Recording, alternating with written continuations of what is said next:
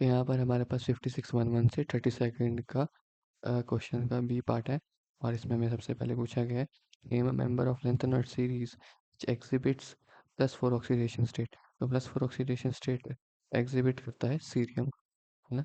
Cerium हमने देखा है कि +4 ऑक्सीडेशन स्टेट यहाँ पर एग्जिबिट करता है। एंड फिर हमसे पूछा गया कि +2 ऑक्सीडेशन स्टेट कौन एग्जिबिट करता है। +2 ऑक्सीडेशन स्टेट एग्जिबिट करता है हमारा यूरोपियम, है ना। यूरोपियम एग्जिबिट करता है हमारा +2 ऑक्सीडेशन स्टेट। और इसका रीज़न जो है बेसिकली वही again completely filled and half filled configurations का इसका रीज़न है ना। सीरियम की जो इलेक्ट्रॉनिक कन्फिगरेशन है that is Xe4f1 and 5d1 and 6s2, है ना। तो आपको ये कन्फिगरेशन देखने को मिलती है। 4 इलेक्ट्रॉन्स लूज़ करते ही आप इसमें देख सकते हैं कि ये एक कन्फिगरेशन अटेन कर लेता है हाईली स्टेबल नोबल गैस की, है ना। सीधा Xe बन जाएगा। इस लूज़ 4 इलेक्ट्रॉन्स में Xe बन जाएगा, तो एक 4+ की स्टेट को रेफर करता है इसी वजह से, है ना। और यही केस हमको है यूरोपियम में भी देखने को मिलता है। यूरोपियम की कन्फिगरेशन जो है it is nothing but again Xe and 4f7 and 6s2। तो इसमें अगेन अगर ये 2 इलेक्ट्रॉन्स लूज करता है तो हमें हाफ फील्ड एफ शेल मिलता है which is again favourable.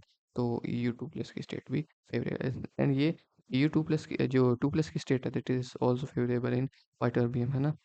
Y B positive is also a favourable oxidation state. अब हम मूव ऑन करते हैं अपने ट्रांजिशन मेटल्स की तरफ।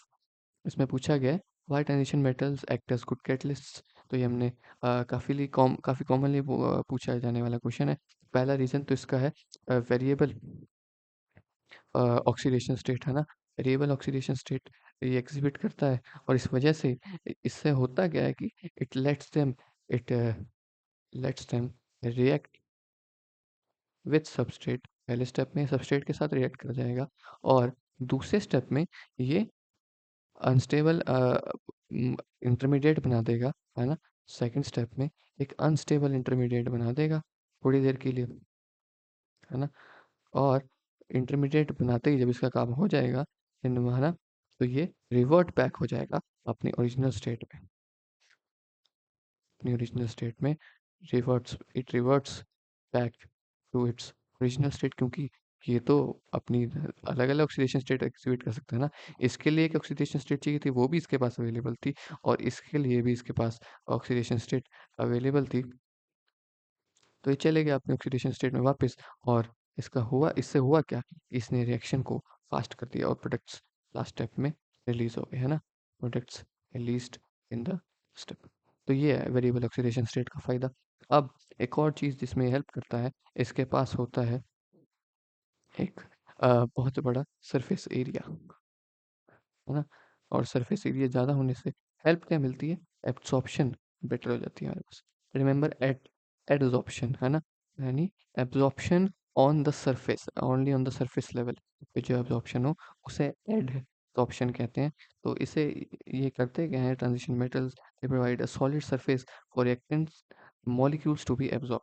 तो इससे क्या होगा, ये सरफेस प्रोवाइड करेंगे, वहाँ पर उस सरफेस पर कंसंट्रेशन ऑफ रिएक्टेंट्स जो है वो बढ़ जाएगी, है ना।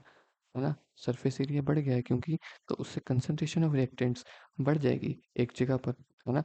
और कौन सी जगह पर बढ़ रही है, ऑन कैटलिस्ट सरफेस, क्योंकि कैटलिस्ट तो ट्रांजिशन मेटल्स ही है ना इस केस पे। तो कैटलिस्ट के सरफेस पर रिएक्शन की कंसंट्रेशन बढ़ गई and the bonds with in the reactant molecules जो है वो वीकन हो जाते हैं, है ना। और इससे सिग्निफिकेंटली एक्टिवेशन एनर्जी जो है ना, रिक्वायर्ड फॉर द रिएक्शन वो डिक्रीज हो जाती है। एक्टिवेशन एनर्जी डिक्रीज हो गई तो ऑब्वियसली रिएक्शन तो फास्ट होना ही है ना। रिएक्शन तो फास्ट हो गई, सॉरी डिक्रीज हो जाती है इस केस में। एक्टिवेशन एनर्जी हमारी डिक्रीज हो जाती है क्योंकि कंसंट्रेशन ऑफ रिएक्टेंट्स बढ़ गई, उनके बॉन्ड्स वीकर हो गए और एक्टिवेशन एनर्जी हमारी कम हो गई। अब हम मूव ऑन करते हैं अपने नेक्स्ट क्वेश्चन की तरफ, जिसमें हमसे पूछा गया कि why C R has higher melting point than M N. अब सी आर में हायर मेल्टिंग पॉइंट क्यों है? क्योंकि ये जो मेल्टिंग पॉइंट होता है ट्रांजिशन एलिमेंट्स का, it heavily depends on intermetallic bonds, है ना, मेटेलिक बॉन्ड्स पे डिपेंड करता है ये, है ना। और मेटेलिक बॉन्ड्स जो है वो डिटरमिन किए जाते हैं number of unpaired D electrons तो हैं ही, लेकिन उनकी अवेलेबिलिटी कितनी है ना, number of unpaired D electrons which are available for forming what, which are available for forming metallic bonds, है ना। मेटेलिक बॉन्ड्स बनाने के लिए अवेलेबल होने चाहिए इलेक्ट्रॉन्स। जितने ज़्यादा इलेक्ट्रॉन्स अवेलेबल होंगे उतने स्ट्रॉन्गर बॉन्ड।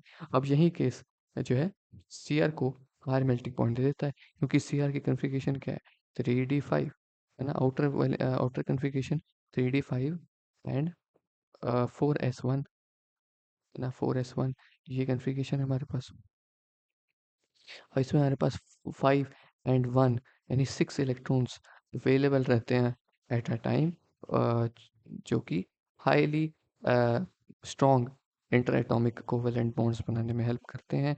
और एक जो है हाई मेल्टिंग पॉइंट का हमें मेटालिक लैटिस मिलता है। लेकिन मैंगनीज के केस में, मैंगनीज का आप स्ट्रक्चर देखें तो इट इज़, सॉरी कन्फिग्रेशन देखें, आउटर सेल कन्फिग्रेशन, तो 3d5 4s2 है। अब ये जो इलेक्ट्रॉन्स है ना, इसमें जो डी सब शेल के इलेक्ट्रॉन्स हैं, it is they are strongly held by nucleus, और इसी वजह से इसकी अवेलेबिलिटी जो है, अवेलेबिलिटी इज लेसर, है ना। तो अवेलेबिलिटी कम हो जाती है इसकी, अवेलेबिलिटी कम है तो फिर ये मेटेलिक बॉन्डिंग में पार्टिसिपेट नहीं करेगा, तो मेटेलिक बॉन्डिंग जो है इसकी, मेटेलिक बॉन्डिंग कम हो जाएगी, है ना, मेटेलिक बॉन्डिंग भी कम हो जाएगी। और एज अ रिजल्ट इसका बॉइलिंग पॉइंट यानी मेल्टिंग पॉइंट भी जो है दैट वुड बी लेसर, है ना। अब हम मूव ऑन करते हैं अपने नेक्स्ट क्वेश्चन पर, that is what happens an acidic solution of potassium permanganate is allowed to stand for some time, है ना। जब हम पोटेशियम परमैंगनेट के सॉल्यूशन को ऐसे ही छोड़ देते हैं, एसिडिक सॉल्यूशन में ऐसे ही छोड़ देते हैं, तो क्या होता है, और उसका उसकी हमें इक्वेशन लिखनी है, और इस टाइप ऑफ रिएक्शन भी हमें बताना है ना। तो सिंपली रिएक्शन ये होता है, इसमें ज़्यादा कुछ एक्सप्लेन करने को है नहीं।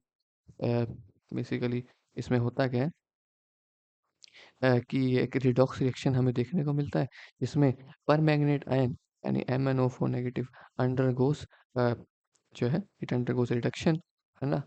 और रिड्यूस होके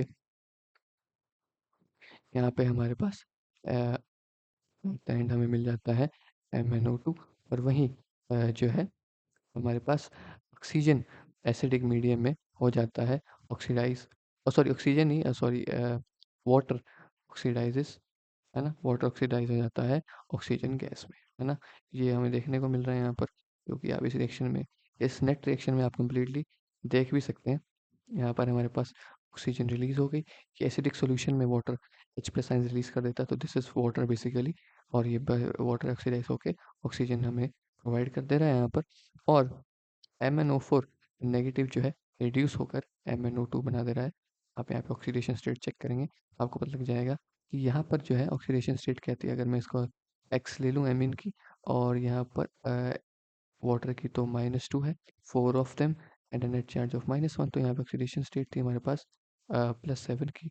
और MnO2 में देखें अगर, तो ऑक्सीडेशन स्टेट आप देख पा रहे हैं कि X and 2 of -2 gives a net charge of 0, X की ऑक्सीडेशन स्टेट हमारे पास +4 की आ गई, है ना।